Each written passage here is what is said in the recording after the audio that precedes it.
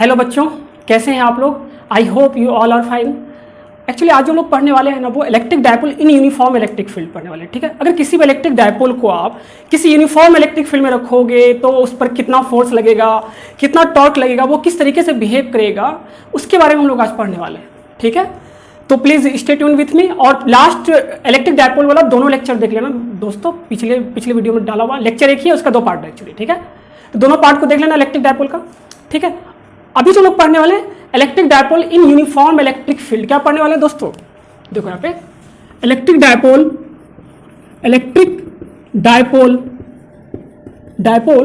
In uniform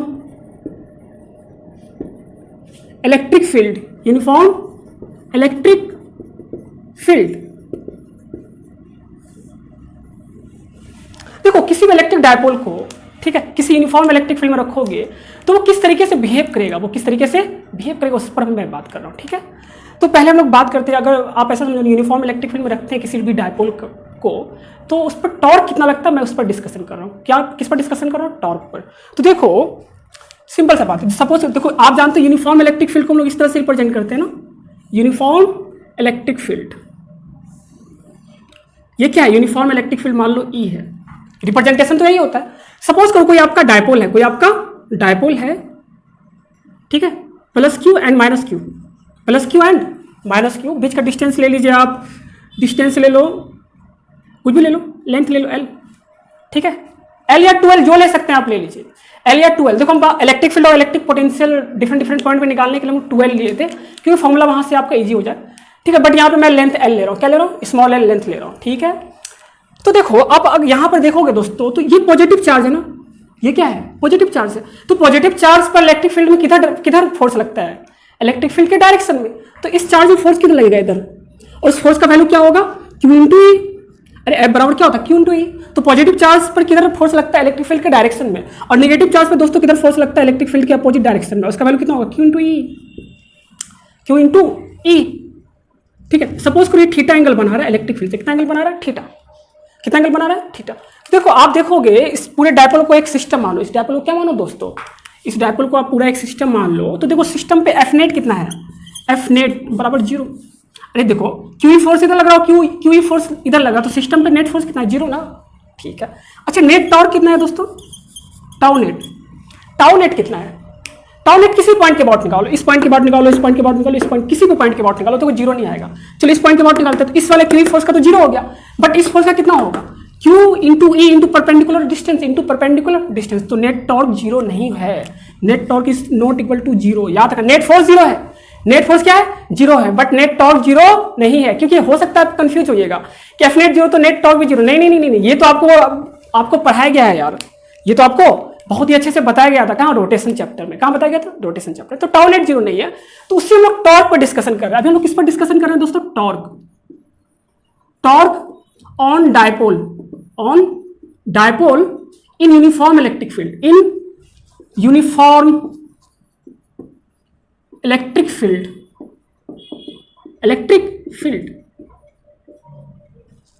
torque on dipole in uniform electric field, इस पर discussion कर रहे हैं। तो हम लोग टॉर्क निकालते, क्या निकालते हैं दोस्तों, टॉर्क। देखो टॉर्क को टाउ से डिनोट करते हैं। टॉर्क बराबर क्या होता है दोस्तों, फोर्स है ना, इंटू परपेंडिकुलर डिस्टेंस ना, होता है नहीं होता है, फोर्स इंटू परपेंडिकुलर डिस्टेंस। देखो एक चीज को याद रखोगे, जब किसी सिस्टम पर नेट फोर्स 0 होता है, when net force on any system is 0, तो टॉर्क किसी भी सिस्टम के अबाउट, किसी पॉइंट के अबाउट निकालो, टॉर्क किसी भी पॉइंट के अबाउट निकालो, सेम निकलेगा। तो क्या पॉइंट आपको याद रखना है, आपको मैं रोटेशन चैप्टर में ये लिखाया था, बहुत अच्छे से बताया था ये बात को। मैं क्या बोल रहा हूँ, जब नेट फोर्स किसी सिस्टम पे 0 होता है तो नेट टॉर्क अब किसी पॉइंट के अबाउट, क्योंकि टॉर्क तो किसी पॉइंट के अबाउट निकलता है ना, तो नेट टॉर्क किसी पॉइंट के अबाउट निकालो, वो क्या होगा, सेम होगा। तो किसी पॉइंट के अबाउट टॉर्क निकाल दो, वो क्या आएगा, सेम आएगा।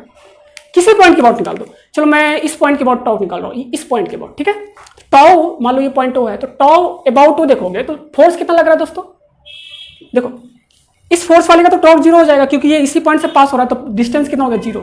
अच्छा इसका देखो, इसका क्यू ई फोर्स कितना है, Q इंटू ई, और परपेंडिकुलर डिस्टेंस कितना है दोस्तों, परपेंडिकुलर डिस्टेंस ये वाला होगा ना, हुआ कि नहीं हुआ, ये टोटल L है, तो ये कितना हो जाएगा, ये वाला दूरी कितना हो जाएगा, ये वाला दूरी कितना हो जाएगा, L साइन थीटा। कितना हो जाएगा, L साइन थीटा। तो Q into L sine theta होगा नहीं होगा। अच्छा Q इंटू एल, देखो charge into length of dipole क्या होता है? Dipole moment. तो Q इंटू एल क्या होगा? Dipole moment. तो P इंटू ई, ठीक है, साइन थीटा। तो टॉर्क क्या हो गया? P इंटू ई साइन थीटा। अब देखो टॉर्क क्योंकि वेक्टर क्वांटिटी है ना, डायपोल मोमेंट वेक्टर है, इलेक्ट्रिक फील्ड वेक्टर है, तो क्या हम लोग इसको वेक्टर के मल्टीप्लिकेशन के फॉर्म में लिख सकते हैं, डॉट या क्रॉस। देखो P ई साइन थीटा, साइन थीटा किस में आता था? क्रॉस प्रोडक्ट में ना। तो एक बात तो क्लियर हो गया कि या तो ये P क्रॉस ई होगा या फिर और E क्रॉस P, दोनों में से कोई एक ही हो सकता है। बोलो बोलो, या तो ये वाला होगा या तो ये वाला, क्योंकि दोनों का वैल्यू यही होता है, P sine theta, P sine theta. तो देखो अब यहां से देखो, अब देखोगे ये जो डायपोल इस तरीके से, ये फोर्स को किधर रोटेट करेगा? ऐसे। ये फोर्स इसको किधर रोटेट करेगा? ऐसे। ये फोर्स ऐसे ही रोटेट करेगा। तो नेट टॉर्क कैसे आ रहा है दोस्तों? अंदर। नेट टॉर्क किधर आ रहा है? अंदर। क्या मेरी बातें क्लियर है? अच्छा ठीक है। अब देखो P क्रॉस E से अगर डायरेक्शन निकालोगे तो P का डायरेक्शन क्या है? नेगेटिव से पॉजिटिव, P इधर है और E इधर है, E का डायरेक्शन ये है। तो P क्रॉस E मतलब क्या है? इसमें तो भाई डायरेक्शन अंदर जा रहा है, इसमें देखो E ठीक है, और P इधर है, P इधर है, देखो यहाँ पे P इधर है और E इधर है। तो देखो E क्रॉस P करोगे, E क्रॉस P तो बाहर की तरफ, अरे ये सब एक्सियल वेक्टर है यार। तो E क्रॉस P का डायरेक्शन बाहर होगा, तो ये वाला तो नहीं होगा अपना, ये वाला तो नहीं होगा। कौन सा वाला होगा? P cross E। तो याद रखिएगा टॉर्क बराबर कितना हो गया आपका? P cross E, P cross E। Simple सा बात है। तो आपको याद रखना है जब भी किसी इलेक्ट्रिक डायपोल को यूनिफॉर्म इलेक्ट्रिक फील्ड में डालते हैं तो टॉर्क का वैल्यू कितना होता है? P क्रॉस E, मतलब product of dipole moment and electric field, product of vector product of dipole moment and electric field. ये वेक्टर फॉर्म में लिख लो। क्या ये बात अच्छे से क्लियर है? बोलो बोलो। अच्छा कुछ केस कर लेता हूं मैं। सपोज करो, तो आपको क्या याद रखना, सुनो, आपको क्या याद रखना है कि मान लो ये आपका इलेक्ट्रिक फील्ड इस तरीके से है और ये कोई डायपोल है, कोई डायपोल P है जो इलेक्ट्रिक फील्ड से मान लो थीटा एंगल बना रहा है। कितना एंगल बना रहा है? थीटा। कितना एंगल बना रहा है? थीटा। तो टॉर्क जो होता है वो कितना होता है? P E sine theta. Torque कितना होता है? P sine theta. डायरेक्शन आप यहां से निकाल सकते हो। देखो P का डायरेक्शन ये है और E का डायरेक्शन ये है और E का डायरेक्शन ऐसे है, E कैसे? ऐसे। तो P क्रॉस E अंदर की तरफ, किधर? अंदर। तो आप ऐसा समझो ना दोस्तों कि टॉर्क इस तरीके से लगता है, टॉर्क इस तरीके से लगता है कि ये डायपोल को है ना इलेक्ट्रिक फील्ड के डायरेक्शन में अलाइन करता है। क्या करता है दोस्तों?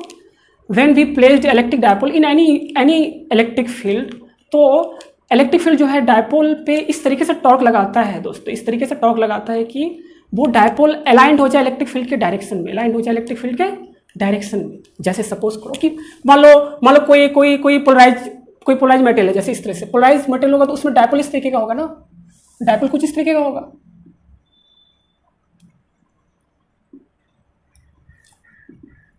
ठीक है।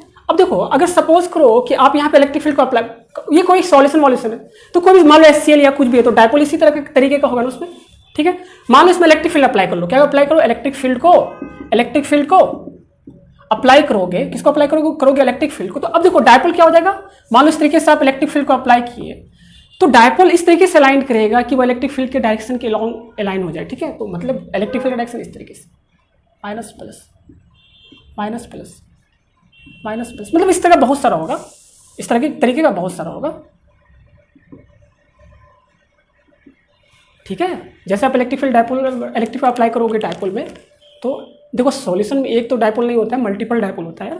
तो इलेक्ट्रिक फील्ड जैसे अप्लाई करोगे तो टॉर्क इस तरीके से लगेगा, ये सारा का सारा क्या हो जाएगा? अलाइंड हो जाएगा इलेक्ट्रिक फील्ड में। क्या हो जाएगा दोस्तों? अलाइंड हो जाएगा। तो याद रखना, अगर कोई डायपोल को आप इलेक्ट्रिक फील्ड में रखोगे तो उसे फोर्स नहीं लगेगा, वो चल नहीं सकता है, उस पर क्या लगता है? टॉर्क। तो टॉर्क लगेगा तो क्या होगा? घूमेगा हमेशा। क्या होगा दोस्तों? घूमेगा। वो कभी चलेगा नहीं, वो हमेशा क्या करेगा? घूमेगा। नहीं समझे? फिर समझिए, आप किसी डायपोल को इलेक्ट्रिक फील्ड में रखोगे तो वो चलेगा या घूमेगा? वो घूमेगा गोल गोल, क्योंकि उस पर नेट टॉर्क आ रहा है। नेट टॉर्क क्या होता है? घूमने वाला एक्शन देता है, घूमने वाला इफेक्ट देगा ना टॉर्क। और फोर्स क्या देता है दोस्तों?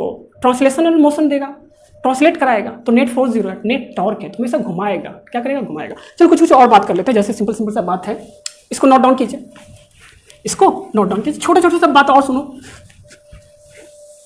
स्पेशल केस देख लो, स्पेशल केस। अगर सपोज करो ये आपका कोई इलेक्ट्रिक फील्ड है, यूनिफॉर्म इलेक्ट्रिक फील्ड है, ये आपका कोई डायपोल है, ये एंगल इलेक्ट्रिक फील्ड से थीटा बना रहा है। तो देखो अगर थीटा का वैल्यू 0 हो जाए, 0 डिग्री, कितना हो जाए? 0 डिग्री और 180 डिग्री, देखो टॉर्क क्या होता है? P E sine theta. होता नहीं होता है। तो साइन 0 या साइन 180 क्या होगा? 0। तो टॉर्क क्या हो जाएगा? 0। टॉर्क क्या हो जाएगा? 0। मतलब एक चीज समझो, जब इलेक्ट्रिक फील्ड के डायरेक्शन में अलाइंड होगा डायपोल, ठीक है, या उसके अपोजिट डायरेक्शन में होगा, मतलब थीटा या तो 0 या तो 180, तो टॉर्क, नेट टॉर्क कितना आएगा? 0। कितना आएगा? 0। दोनों, दो केस में, एक तो इस वाले केस में, दूसरा इस वाले केस में। दूसरा क्या है कि सपोज को थीटा का वैल्यू 90 हो जाए। कितना हो जाए? 90। देखो टॉर्क कितना होता है? टॉर्क बराबर होता है पी ई साइन 90। साइन 90 का वैल्यू 1, इसका वैल्यू 1 हो गया, तो कितना हो गया? टॉर्क बराबर हो गया अपना पी इंटू ई। ये मैक्सिमम टॉर्क होता है, मैक्सिमम टॉर्क। तो याद रखिएगा मैक्सिमम टॉर्क कितना पे लगता है दोस्तों? मैक्सिमम टॉर्क लगता है आपका 90 डिग्री पे। कितना पे लगता है? 90 डिग्री पर। ठीक है, तो चलो छोटा छोटा हम लोग क्वेश्चंस देख लेते हैं इसमें।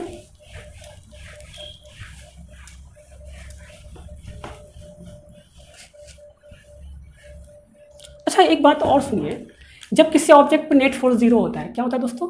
When on any body net force is 0। एक चीज याद रखिएगा, व्हेन एट एनी बॉडी अगर एफ नेट 0 है, एफ नेट क्या है दोस्तों? 0, और टाउ नेट क्या है? Net none 0। क्या है दोस्तों? नन 0। तो क्या बॉडी घूमेगा कि चलेगा? बॉडी घूमेगा। ठीक है, तो किस पॉइंट के अबाउट घूमेगा दोस्तों? किस एक्सिस के अबाउट बॉडी घूमेगा? तो आपको याद रखना है, बॉडी हमेशा सेंटर ऑफ मास के एक्सिस के अबाउट घूमता है। किसके एक्सिस के अबाउट घूमेगा? Body always rotate about centre of mass axis. Centre of mass axis याद रखिएगा, बॉडी ऑलवेज, इस केस में बॉडी ऑलवेज, है ना, रोटेट।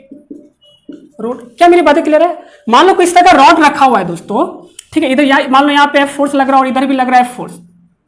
तो देखो एफ नेट तो 0 है इस रॉड पे, बट क्या टॉर्क 0 है? टॉर्क 0 नहीं है। टॉर्क 0 नहीं है तो बॉडी रोटेट करेगा ना। तो किस पॉइंट के, किस एक्सिस के अबाउट रोटेट करेगा? तो याद रखिएगा, body will always rotate, body will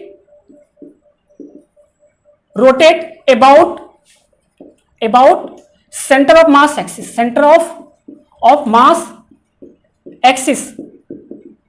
and देखो सेंटर ऑफ मास तो एक पॉइंट है, तो किसी पॉइंट से तो अनंत एक्सिस पास होगा ना। तो किस एक्सिस के about? Centre of mass axis which is parallel to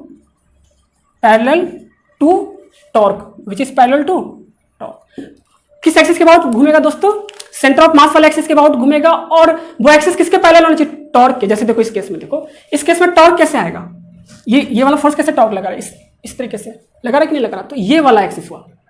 ठीक है, तो इस परपेंडिकुलर एक्सिस, ये सेंटर ऑफ मास मान लो यहाँ पे कहीं इस तरीके का, तो इस तरीके का एक्सिस के अबाउट ये घूमेगा।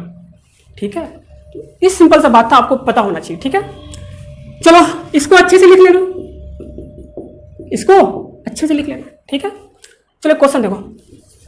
क्वेश्चन क्या है कि सपोज करो आपका कोई इलेक्ट्रिक फील्ड है ई नोट। कितना है दोस्तों? ई नोट कोई इलेक्ट्रिक फील्ड है और एक डायपोल है। क्या है? एक डायपोल है, -q + q। ठीक है, और मास ले लो m और m। ठीक है, लेंथ ले लो 12। कितना ले लो? लेंथ कितना ले रहा हूं मैं? 12। लेंथ कितना ले रहा हूं? 12। ठीक है, 90 डिग्री था। इसको यहां से रिलीज कर दिया गया। क्या कर दिया गया दोस्तों? रिलीज्ड। देखो इसको यहां से रिलीज करेंगे तो इस पर टॉर्क लगेगा ना, तो रोटेट करेगा। रिलीज कर दिया गया। आपसे क्या पूछा? Find angular acceleration. Angular acceleration at this moment.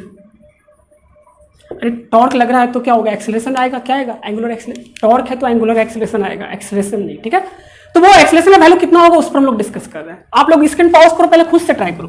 पहले क्या करो? खुद से ट्राई करो।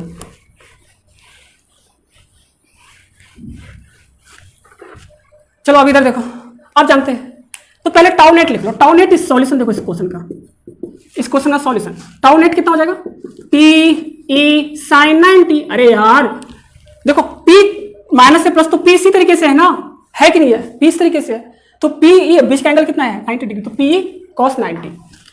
देखो पी का वैल्यू कितना है? q इंटू 12 इंटू ई का वैल्यू ई नोट, साइन 90 का वैल्यू 1।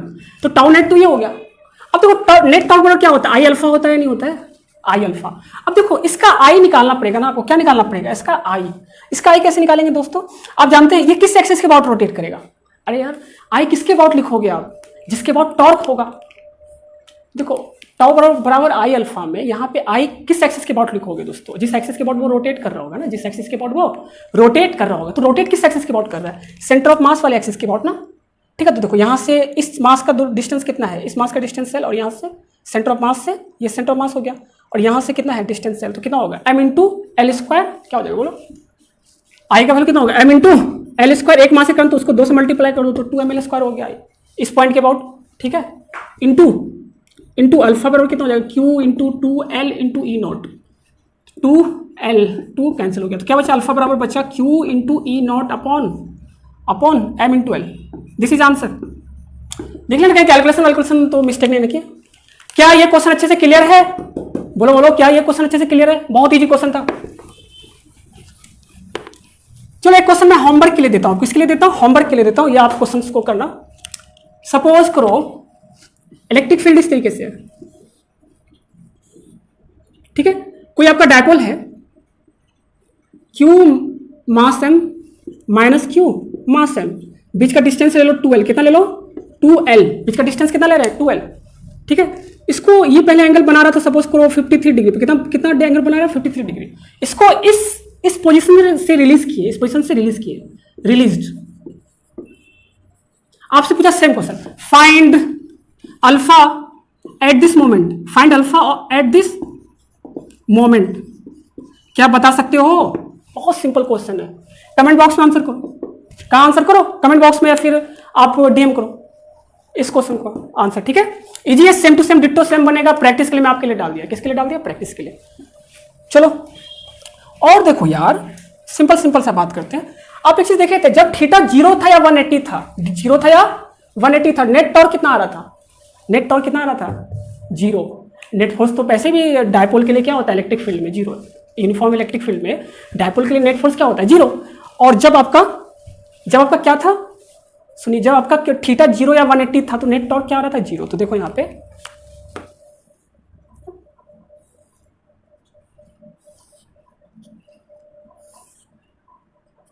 जैसे सपोज करो आपका कोई डायपोल है इस तरीके से, माइनस क्यू प्लस क्यू, ठीक है, बीच का डिस्टेंस है, ठीक है। और एक और डायपोल है इस तरीके से, वो भी इलेक्ट्रिक फील्ड में रखा हुआ। कहाँ रखा हुआ? इलेक्ट्रिक फील्ड में, यूनिफॉर्म इलेक्ट्रिक फील्ड में रखा हुआ है इस तरीके से।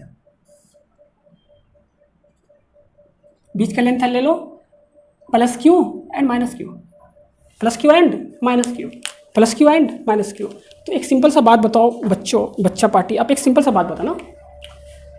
इस पे पहले फोर्स लिखो। क्या लिखो? फोर्स, सब फोर्स लिखो। तो यहाँ पे फोर्स, इलेक्ट्रिक फील्ड वाला फोर्स किधर लगेगा? क्यू इंटू ई इधर लगेगा। अरे पॉजिटिव चार्ज पे इलेक्ट्रिक फील्ड डायरेक्शन में ना, इस पर इस तरफ लगेगा, लगेगा नहीं लगेगा? बोलो बोलो। अच्छा इस पर देखो, तो इस पर किधर लगेगा इलेक्ट्रिक फील्ड वाला फोर्स? नेगेटिव चार्ज तो इलेक्ट्रिक फील्ड का अपोजिट डायरेक्शन में ना, क्यू इंटू ई, और इस पर इलेक्ट्रिक फील्ड डायरेक्शन में क्यू इंटू ई। तो देखो इस केस में भी नेट फोर्स कितना है? एफ नेट कितना है? 0। एफ नेट 0, और टाउ नेट कितना है? 0। कितना है दोस्तों? 0। इस केस में क्या एफ नेट कितना? 0। अरे इस केस में एफ नेट कितना है? 0, और टाउ नेट कितना है? 0। एफ नेट तो यूनिफॉर्म इलेक्ट्रिक फील्ड में किसी भी डायपोल पर यूनिफॉर्म इलेक्ट्रिक फील्ड में आपका क्या होता है? नेट फोर्स और नेट टॉर्क 0 होता है। ये तो आप पढ़ लियो। सो नेट फोर्स 0 होता है और नेट टॉर्क 0 और 180 डिग्री पे 0 होता है। ये तो आप जानते हैं। तो ये दोनों कैसा इक्विलिब्रियम है? कैसा है दोस्तों? इक्विलिब्रियम में है। ये दोनों सिचुएशन क्या है? इक्विलिब्रियम का सिचुएशन। ये दोनों सिचुएशन क्या है दोस्तों? या तो आपका टॉर्क इलेक्ट्रिक फील्ड के डायरेक्शन में रहे इस तरीके से, या तो फिर टॉर्क आपका इलेक्ट्रिक फील्ड के डायरेक्शन में अपोजिट डायरेक्शन में रहे इस तरीके से। ये दोनों केस क्या है? ये इलेक्ट्रिक फील्ड ही है। इस दोनों केस में आपका जो है इलेक्ट्रिक, जो आपका डायपोल होता है क्या होता है? इक्विलिब्रियम में। ये भी इक्विलिब्रियम में है और ये भी इक्विलिब्रियम में है। तो कौन? पावर कट बहुत ज़्यादा हो रहा है ना। चलो ठीक है, आपको मैं ये बता रहा था कि ये भी देखो नेट फोर्स नेट टॉर्क 0 है, तो इसका मतलब बॉडी क्या है? इक्विलिब्रियम में है। क्या दोस्तों? रोटेशनल इक्विलिब्रियम भी है और ट्रांसलेशनल इक्विलिब्रियम भी है, ठीक है। अब देखो हम लोग डिस्कशन करते हैं कौन स्टेबल है कौन अनस्टेबल है दोस्तों, कौन स्टेबल है और कौन अनस्टेबल है। तरीका क्या था कि थोड़ा स्लाइटली डिस्प्लेस करो, क्या करो इसको स्लाइटली रोटेट करेंगे। क्या करेंगे? रोटेट। इसको थोड़ा स्लाइटली रोटेट करोगे आप, स्लाइटली इसको क्या करो? रोटेट करोगे। तो स्लाइटली रोटेट करोगे तो कुछ इस तरीके का होगा, नहीं होगा कि नहीं होगा? अब देखो इस पर प्लस क्यू था और यहाँ पे क्या था? माइनस क्यू था या नहीं था? अब देखो इस पर किधर फोर्स लगेगा? इधर। इस पर फोर्स इधर। अरे पॉजिटिव चार्ज है तो इलेक्ट्रिक फील्ड डायरेक्शन में, नेगेटिव चार्ज तो इलेक्ट्रिक फील्ड के अपोजिट डायरेक्शन में। तो देखो जैसे इसको ये इस तरीके से था, इस थोड़ा सा इसको इधर रोटेट किए, कुछ एंगल रोटेट किए, तो अब इस पर टॉर्क किधर आ रहा है, टॉर्क अब ऐसे लग रहा है ना, टॉर्क मतलब अंदर की तरफ लग रहा है और इसको ऐसे रोटेट करेगा, मतलब दोबारा ये क्या आएगा, फिर अपने ओरिजिनल पोजीशन पे आ जाएगा ना। हम लोग का इक्विलिब्रियम जो स्टेबल होता है क्या नहीं स्टेबल होता है कैसे चेक करते थे हम लोग, पहले मीन पोजीशन से इसको थोड़ा सा डिस्प्लेस करते थे। अगर रोटेशनल इक्विलिब्रियम है तो उसको रोटेट करो मीन पोजीशन से, उसके बाद उसको रिलीज करो, अगर वो दोबारा मीन पोजीशन पे आ जाता है तो वो स्टेबल है, अदरवाइज अगर वो नहीं आता है तो वो क्या है, अनस्टेबल है। तो देखो इस केस में ये आ जाता है तो कैसा इक्विलिब्रियम स्टेबल। अब इसको तुम क्या करो, थीटा एंगल रोटेट करो, क्या करो दोस्तों, कुछ थीटा एंगल रोटेट करो। और इधर क्या है, चार्ज क्यू है, इधर क्या है दोस्तों चार्ज, सॉरी इधर क्या है माइनस क्यू, इधर क्या है प्लस क्यू। तो देखो यहाँ पे फोर्स किधर लगेगा दोस्तों, इलेक्ट्रिक फील्ड डायरेक्शन में क्यू ई, और यहाँ फोर्स किधर लगेगा, इलेक्ट्रिक फील्ड के अपोजिट डायरेक्शन में क्यू ई। तो देखो अब देखो टॉर्क किधर आ रहा है, बाहर की तरफ ना। ये जो होगा डायपोल, ये जो डायपोल होगा किस तरह के तरीके से रोटेट करेगा, इस तरीके से रोटेट करेगा ना। तो मतलब ये डायपोल अब ऐसा कुछ होगा, मतलब दोबारा ये मीन पोजीशन पे जाएगा नहीं। तो ये वाला जो इक्विलिब्रियम है ये कैसा इक्विलिब्रियम है, ये इक्विलिब्रियम है अनस्टेबल इक्विलिब्रियम। तो याद रखना जब P और E के बीच का एंगल कितना हो, थीटा बराबर 0 डिग्री हो, क्या हो दोस्तों, थीटा बराबर क्या हो, जब 0 डिग्री, थीटा बराबर जब 0 डिग्री होता है तो स्टेबल इक्विलिब्रियम होता है। कैसा इक्विलिब्रियम होता है, स्टेबल इक्विलिब्रियम। जब P angle between P and E is 0 degree then equilibrium is stable. When angle between P and E, देखो P इधर है और E इधर है, तो थीटा का वैल्यू जब 180 डिग्री होता है तो क्या होता है दोस्तों, अनस्टेबल इक्विलिब्रियम। क्या मेरी बातें अच्छे से क्लियर है, बोलो बोलो, कोई दिक्कत ही नहीं इसमें यार, कोई प्रॉब्लम ही नहीं होना चाहिए इसमें, कोई प्रॉब्लम ही नहीं होना चाहिए। जैसे एक सिंपल सा क्वेश्चन देखो कि आपका कोई इस तरीके से इलेक्ट्रिक फील्ड है, आपका कोई इस तरीके से इलेक्ट्रिक फील्ड है, यूनिफॉर्म इलेक्ट्रिक फील्ड का वैल्यू ई कितना है, ई। मान लो कोई डायपोल था, आपका कोई डायपोल है, लेंथ ले लो 12, ठीक है, चार्ज क्यू मास एम माइनस क्यू मास एम, लेंथ कितना है 12 है। बोला क्या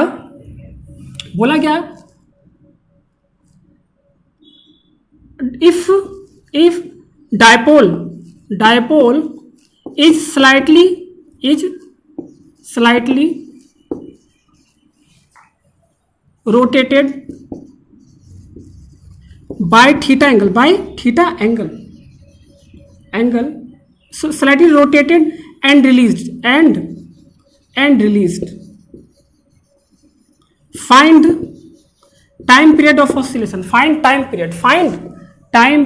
क्या ये क्वेश्चन अच्छे से क्लियर है, इसको क्या बोला गया है कि आपको है ना, इसको देखो, ये पहले ये बताओ ये कैसा इक्विलिब्रियम है, ये इक्विलिब्रियम कैसा है ये पहले बता दो मुझे।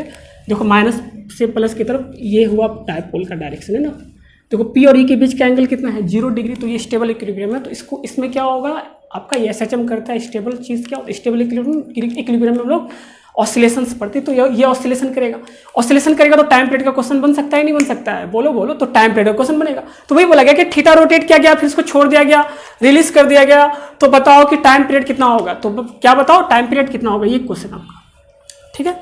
सॉल्यूशन देखो, सॉल्यूशन क्या कीजिए दोस्तों, इसको पहले थोड़ा सा थीटा रोटेट कर दो, क्या कर दो, थीटा रोटेट कर लो, थीटा क्या करो, रोटेट करो, थीटा रोटेट किया, कितना रोटेट किया हम लोग, थीटा इधर कितना था क्यू मास एम, इधर क्या है माइनस क्यू मास एम, ठीक है, थीटा रोटेट किए। तो देखो थीटा रोटेट किए तो आप देख रहे हैं ये रोटेशनल इक्विलिब्रियम है, क्या है रोटेशनल इक्विलिब्रियम। तो रोटेशनल इक्विलिब्रियम में हम लोग कैसे निकालते हैं टाइम पीरियड, ये देखो पहले नेट अनबैलेंस टॉर्क को माइनस के थीटा के फॉर्म में लाओ, किस फॉर्म में लाओ, माइनस के थीटा के फॉर्म में लाओ। ये के जो होगा ये SHM कांस्टेंट होगा, कौन सा कांस्टेंट, SHM कांस्टेंट। और टाइम पीरियड कितना हो जाएगा 2π√m बाई के होता है ना आपका लीनियर SHM में, तो बट ये रोटेशनल SHM है, तो m 2π√m की जगह क्या आएगा I by SHM constant, I by के, ठीक है। उसी तरह यहाँ पे देख लो, तो यहाँ पे कर ली तो नेट टॉर्क लिखो, तो टाउ नेट कितना होगा आपका, टाउ नेट देखोगे तो यहाँ देखो टाउ नेट देखोगे दोस्तों, तो देखो इधर कितना फोर्स लग रहा है Q इंटू ई, इधर कितना फोर्स लगेगा Q इंटू ई। तो चलो इस पॉइंट के बाद टॉर्क लिख लो, ये टोटल लेंथ L था ना, सॉरी 12 है, तो ये लेंथ L और ये भी लेंथ L। तो देखो दोनों के अबाउट लिखोगे तो टॉर्क किधर है, टॉर्क अंदर की तरफ है आपका, ये फोर्स इधर रोटेट कर रहा है, ये फोर्स भी इधर, तो अंदर की तरफ टॉर्क है। देखो और हम लोग जो थीटा रोटेट किए, थीटा किधर रोटेट किए, ऐसे थीटा ऐसे रोटेट किया गया है, और टॉर्क ऐसे आ रहा है, तो देखो टॉर्क कैसे आ रहा है ऐसे, और थीटा कैसे रोटेट किया ऐसे।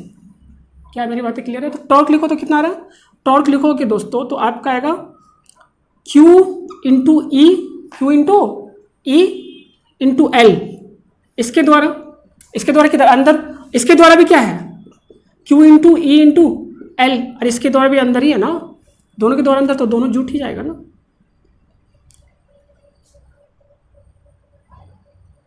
सॉरी क्या हुआ, एक सेकंड, या simply Q into E L नहीं लिख करके आप डायरेक्ट लिख सकते हो P साइन थीटा। क्या लिख सकते हो, P साइन थीटा लिख सकते हो या नहीं लिख सकते हो।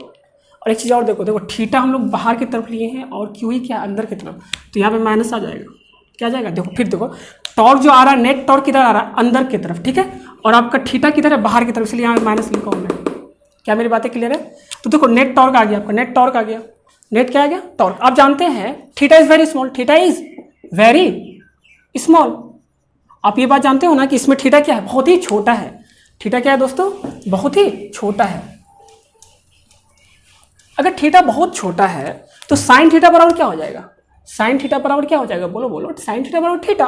तो देखो टाउ नेट अगर लिखोगे तो टाउ नेट कितना हो जाएगा, माइनस पी ई थीटा, होगा कि नहीं होगा। तो ये क्या आपका, यही एसएचएम कांस्टेंट है के, ठीक है।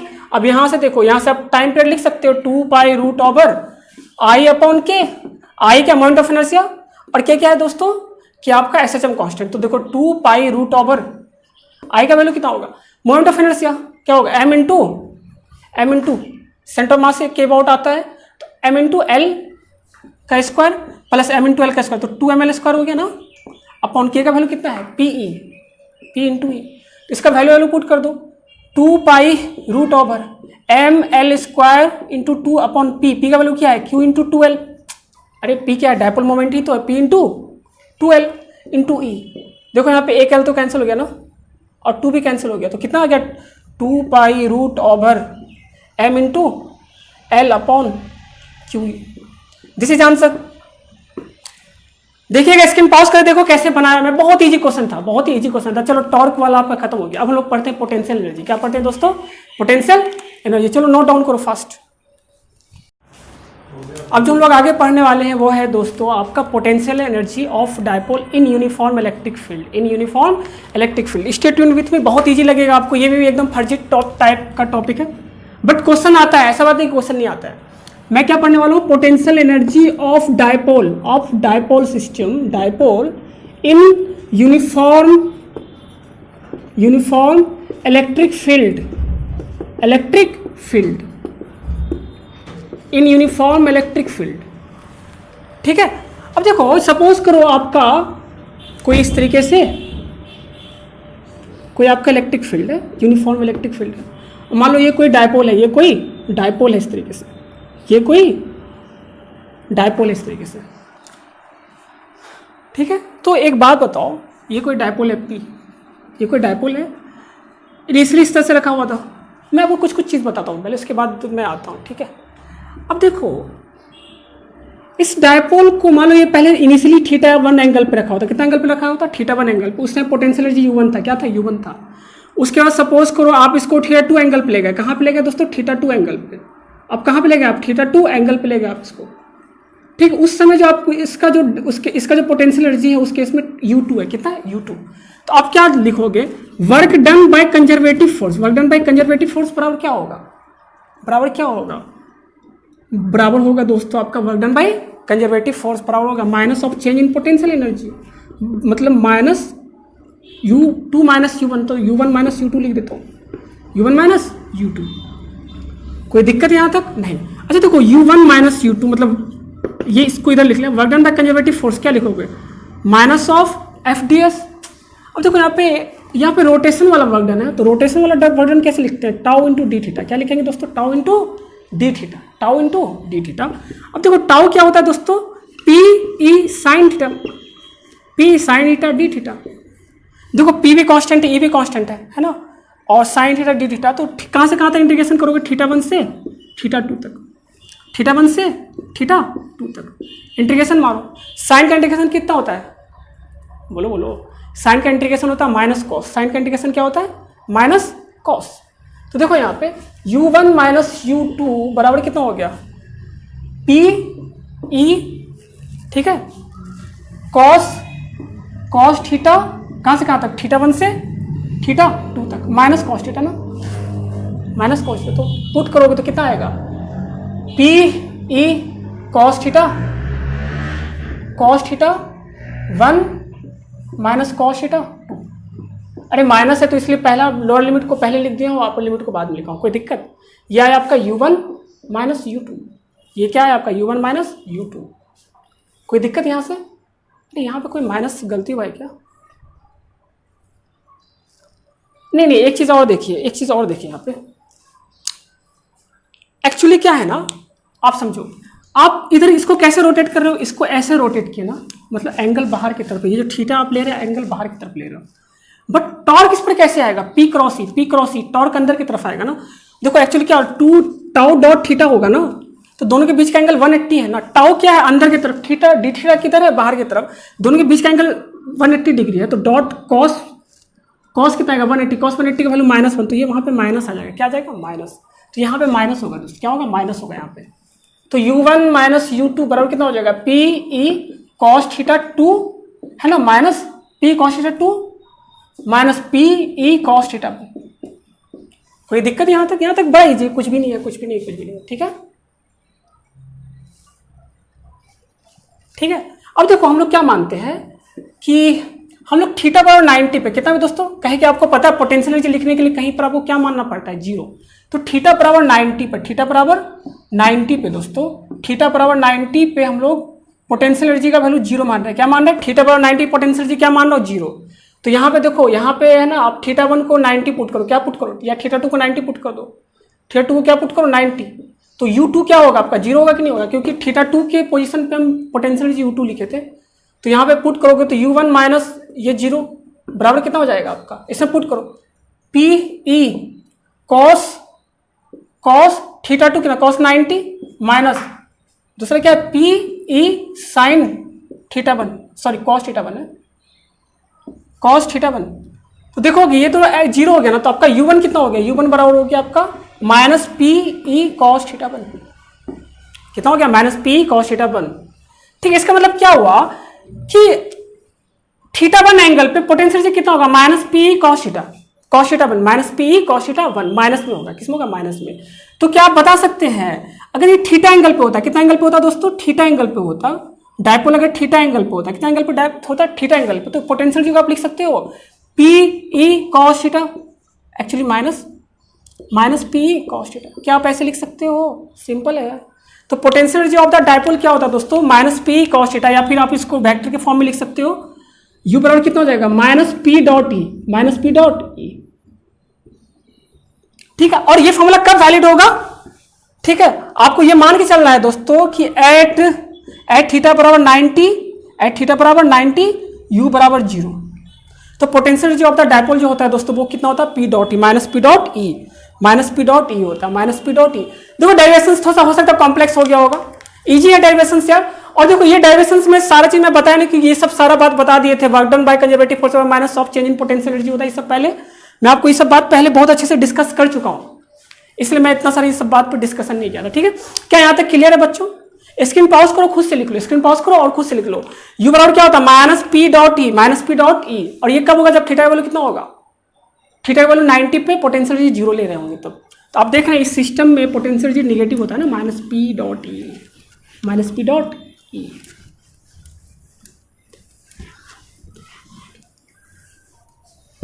चलो एक सिंपल सा क्वेश्चन देखो, क्वेश्चन क्या है, पोटेंशियल एनर्जी लिखना है ना।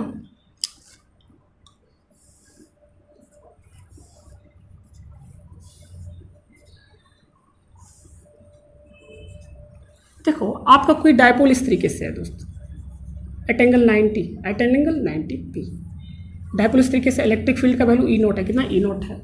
ठीक है, इसको यहाँ से रिलीज किया गया, क्या कर दिया गया दोस्तों, रिलीज्ड। ठीक है, आपसे पूछा फाइंड ओमेगा व्हेन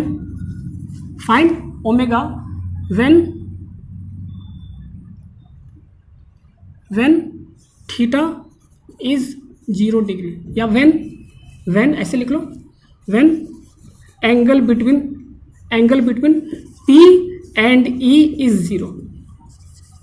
देखो यहाँ से जैसे आप इसको छोड़ोगे, रिलीज करोगे, तो इस तरह से घूमेगा, इस तरह से घूमेगा, नहीं घूमेगा, इस तरह से घूमेगा। तो आपको क्या बोला है कि ये जब पूरा अलाइंड हो जाएगा, मतलब थीटा का वैल्यू 0 हो जाएगा, उस समय क्या बताना है आपको उस समय बताना है आपको कि किस ओमेगा, उस समय इसका ओमेगा कितना, उस समय इसका ओमेगा कितना है। देखो आपको ये लेके चलना है, इसका जो मतलब चार्ज और मास जो है, क्यू मास एम ले लो, क्यू मास एम ले लो, और बीच का लेंथ ले लो 12। कितना ले लो? बीच का लेंथ 12। ठीक है, सॉल्यूशन देखो, ये प्योर रोटेशन करेगा ना, ट्रांसलेट तो करेगा नहीं, क्या करेगा? Pure rotation. तो सॉल्यूशन देखो, आप जानते हैं इस तरह क्वेश्चन को कैसे बनाते हैं दोस्त, टोटल मैग्नेटिकल एनर्जी को कंजर्व करा दो, तो टोटल एनर्जी इनिशियल बराबर क्या होगा? Total energy final. सॉल्यूशन मैं कर रहा हूँ, खुद से स्क्रीन पॉज करके भी कर सकते हो। इनिशियल एनर्जी कौन कौन सा है? Kinetic energy initial plus potential energy initial. Final energy बोलो, kinetic energy final plus potential energy final.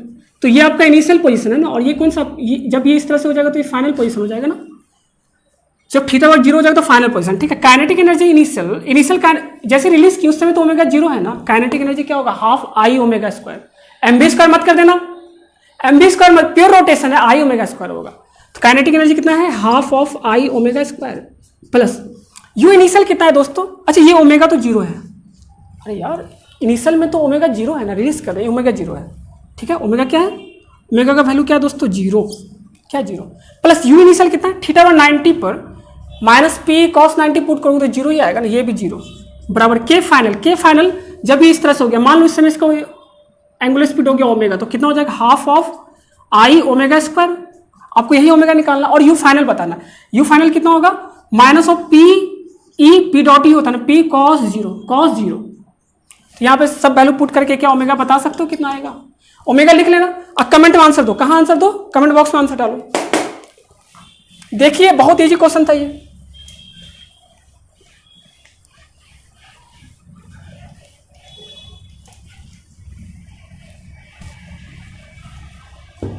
एक और क्वेश्चन देखो, एक और क्वेश्चन और देखो।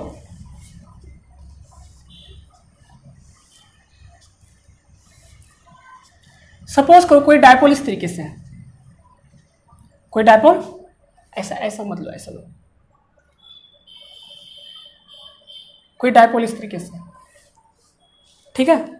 अब इसको बोला फाइंड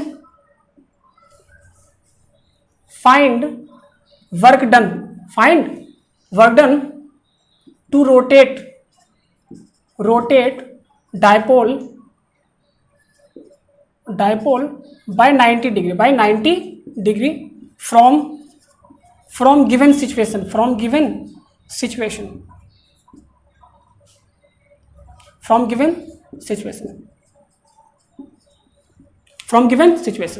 इस सिचुएशन में माय डियर, इस तरह से डायपोल इसको 90 डिग्री रोटेट करने में कितना वर्क करना पड़ेगा, ये आपका टास्क है। इस तरह से और इसको रोटेट करने में कुछ वर्क करोगे, कितना वर्क करोगे आप, वही आपका क्या टास्क है। तो आप जानते हैं सॉल्यूशन देखो, सॉल्यूशन क्या पूछ रहा है आपसे पूछा find work done to rotate. मतलब work done by conservative force पूछा है या वर्क डन बाय आपका वर्क डन बाय आपका एक्सटर्नल एजेंट पूछा है। तो क्या है? Find work done to rotate मतलब एक्सटर्नल एजेंट। तो work done by external agent क्या होता है? Minus of work done by conservative force, या फिर आप ऐसे लिख सकते हो minus of the change in potential energy. लिख सकते हो? नहीं लिख सकते हो। तो कैसे? You final minus you initial. You final क्या है? 90 वाला, और यू इनिशियल क्या है? ये 0 वाला, तो पुट कर दो। यू फाइनल कितना? 90 पे क्या उतना होगा? 0, और इनिशियल कितना है? 0, तो P E sorry minus P, minus of minus P, तो कितना हो जाएगा? पी आंसर आ जाएगा। This is answer. या खुद से भी कर सकते हैं आप लोग। इसमें कोई बहुत बड़ा टास्क था नहीं, कोई बहुत बड़ा टास्क है ही नहीं, है ना। आपको किसी भी एंगल बोल सकता था कि find the work done to rotate dipole from this angle to this angle, किसी भी एंगल में बोल सकता है। तरीका यही होता है करने का, तरीका यही होता है। जैसे एक और क्वेश्चन देख लो, आप लोग होमवर्क के लिए ले लो इस क्वेश्चन। कहाँ ले लो? होमवर्क के लिए ले लो, बहुत इजी क्वेश्चन है ये।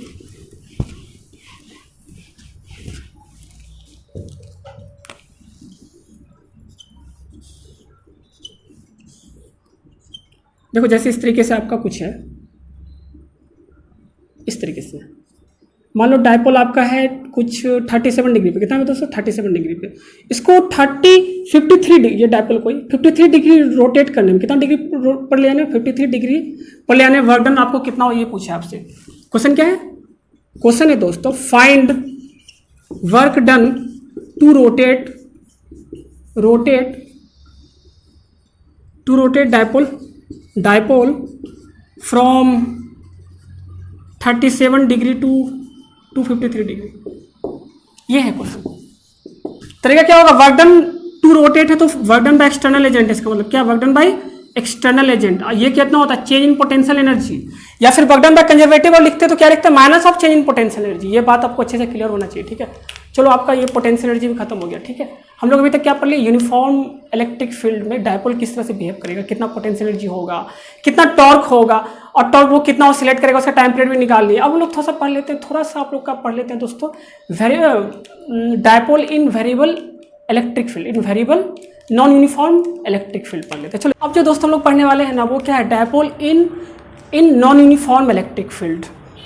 क्या है क्वेश्चन, देखो डायपोल, सॉरी क्वेश्चन नहीं टॉपिक है, dipole in non uniform electric field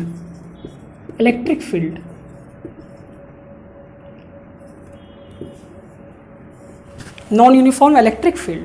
तो देखोगे मान लो कोई इस तरह नॉन यूनिफॉर्म इलेक्ट्रिक फील्ड है, कुछ भी इस तरीके का, मान लो इस तरीके का कुछ है, ठीक है। और मान लो यहाँ पे कुछ डायपोल लिखा हुआ है, ये है Q, ये माइनस Q ले लो और ये प्लस Q ले लो,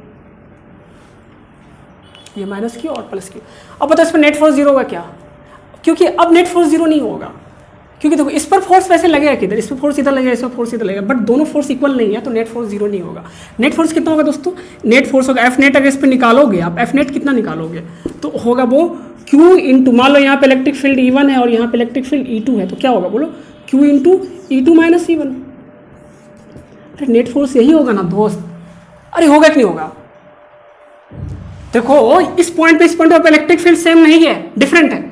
एफ नेट निकालोगे तो इस पर जो फोर्स लगेगा वो इसी लाइन के अलॉन्ग लगेगा, इस पर जो फोर्स लगेगा इसी लाइन के अलॉन्ग लगेगा दोस्तों। तो एफ नेट निकालोगे तो एफ नेट क्या होगा, this force minus this force, या this force minus this force, Q into E2 minus E1 ही ना होगा ना, होगा कि नहीं होगा। तो क्या आप ऐसे लिख सकते हो, क्योंकि डायपोल बहुत शॉर्ट डायपोल है ये सब, क्या है, तो क्या E2 माइनस E1 को लिख सकते हो, Q इंटू D लिख सकते हैं, ऐसा नहीं लिख सकते हैं, क्योंकि ये बहुत नियरेस्ट पॉइंट है ना, तो D लिख दिए, क्या लिखते हैं D। आप इसको ऐसा करो, DR इंटू DR कर लो, ठीक है, DR इंटू DR कर लो। तो देखो यहाँ पे Q into DR into DE upon DR, देखो Q इंटू DR क्या होता है दोस्तों, Q इंटू DR क्या ले सकते हैं, DR ये लेंथ है, क्या है, डायपोल लेंथ है, क्या है लेंथ, ये वाला डायपोल लेंथ, क्या इसको ऐसा लिख सकते हैं Q इंटू DR। ये बहुत छोटा होता है ना, तो DR लिख सकते हो उस लेंथ को, ये बहुत छोटा लेंथ है तो DR लिख दिए, तो Q इंटू DR। तो देखो ये क्या हो गया आपका, Q इंटू DR कितना हो जाएगा, डायपोल मोमेंट। तो देखो in non uniform electric field F net कितना होगा दोस्तों, एफ नेट हो जाएगा आपका P, ये तो P हो गया, P into DE upon DR, P into DE upon DR, simple. कितना हो गया क्वेश्चन, देखो सॉरी आपको क्या याद रखना है दोस्तों, एफ नेट जो होता है in non uniform electric field वो क्या होता है, P into DE upon DR। आप एफ नेट निकाल सकते हो ना, बस एफ नेट ही निकालना, टॉर्क वर्क इसमें पढ़ो मत टॉर्क के पीछे, ठीक है, एफ नेट ही निकालना सीखो। देखो एक क्वेश्चन देखो, जैसे मान लो कोई पॉइंट चार्ज है आपका, कोई पॉइंट चार्ज है, ठीक है, यहाँ से R डिस्टेंस पे, कितना डिस्टेंस पे, R डिस्टेंस पे कोई आपका डायपोल है इस तरह से P, कोई डायपोल कितना डिस्टेंस पे दोस्तों, R दूरी पर डायपोल है। आपसे पूछा find F net on dipole, on find net force on dipole, क्या बता सकते हो, बता सकते हो नहीं बता सकते हो, सिंपल है यार। यहाँ पे इलेक्ट्रिक फील्ड लिखो, पहले सॉल्यूशन देखो, पहले इलेक्ट्रिक फील्ड लिखो, यहाँ पे इलेक्ट्रिक फील्ड लिखो तो कितना आएगा, KQ/R², होगा कि नहीं होगा। इस पॉइंट पे आप जानते हैं एफ नेट ऑन डायपोल क्या होता है, P डायपोल मोमेंट P है, P इंटू ठीक है DE अपॉन DR होता है ना, DE अपॉन DR। तो DE कितना है दोस्तों, D of DR into D का वैल्यू पुट कर दो तो KQ/R²। तो देखो यहाँ पे KQ तो बाहर निकल जाएगा, तो क्या हो जाएगा, P इंटू KQ बाहर आ गया, और 1/R² का डिफरेंशिएशन कितना हो जाएगा, R पे पावर -2 -1 अपॉन -2, सॉरी क्या होता है, x पे पावर n के क्या होता है, x पे power n -1 n into x power n 1, तो यहाँ पे कितना जाएगा -2 इंटू दिस, -2 इंटू दिस, होगा कि नहीं होगा, तो आपका कितना होगा p into K Q, minus भी आ जाएगा साथ में, upon R cube, upon R cube, अच्छा 2 भी है, 2 भी है, अरे तुम लोग खुद से कैलकुलेशन कर लेना यार, तरीका समझ गए ना। f बराबर कितना हो जाएगा -2pkq upon R cube, this is answer. क्या टफ था, अरे बोलो बोलो, क्या इसमें कुछ है रखा हुआ, आप इलेक्ट्रिक फील्ड लिख लो। और नेट फोर्स बराबर क्या होता है, नेट फोर्स बराबर होता है P into D upon D R, D upon D R, D upon D R. Light बहुत ज़्यादा जा रहा है तो मैं थोड़ा सा मतलब 2 मिनट का वीडियो बचा हुआ तो देख ही लो यार, लाइट पता नहीं कब आएगा, ठीक है। अब देखिए अब सपोज को इस तरह से 2 डायपोल रखा हुआ है, कितना डायपोल रखा हुआ है, 2 डायपोल, एक P1 है, दूसरा कितना है दोस्तों P2, दूसरा क्या है P2, दूसरा क्या है P2, ठीक है। अब दोनों के बीच का दूरी दे रखा है आपको R, कितना दे रखा है R, आपसे पूछा find force on P2 bye P1, ये क्वेश्चन है आपका, ये इस तरह से एक ही एक्सिस पे, एक ही लाइन पर रखा हुआ है, ठीक है। क्या ये क्वेश्चन अच्छे से क्लियर है, बोलो बोलो, सिंपल सा खुद से ट्राई करोगे, नहीं तो मैं कर देता हूँ। देखो यहाँ से R दूरी पर है ये, तो देखो यहाँ इस डायपोल के कारण यहाँ पे इलेक्ट्रिक फील्ड बता सकते हो ना कितना होगा, तो बताओ इलेक्ट्रिक फील्ड कितना होगा यहाँ पे इस डायपोल के कारण इस पर। आपको क्या फोर्स P2 पे बताना है बाय P1, तो यहाँ पे इलेक्ट्रिक फील्ड निकालो, तो यहाँ पे इलेक्ट्रिक फील्ड ये एक्सियल पॉइंट है, तो क्या होता है 2kp अपॉन आर क्यूब, होता है नहीं होता है, बोलो बोलो होता है। तो देखो यहाँ पे आप जानते हैं एफ नेट कितना होगा, एफ नेट होता है पी कौन सा इस पर निकाल रहे हैं, ठीक है, तो P2 और चाहिए इलेक्ट्रिक फील्ड इसके कारण लिखे तो P1 यहाँ पे है ना, अब इस पर लिख रहे हो नेट फोर्स, तो क्या होगा P2 into D upon D R, होगा या नहीं होगा, डी अपॉन डी आर।